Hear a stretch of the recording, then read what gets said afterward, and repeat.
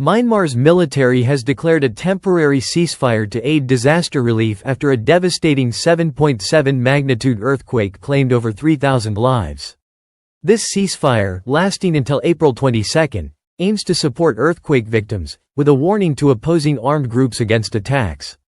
Rescue efforts continue, though most teams are recovering bodies as the death toll rises. The quake has worsened an ongoing humanitarian crisis, displacing over 3 million people. International aid is being mobilized, with urgent healthcare and supplies needed for affected communities.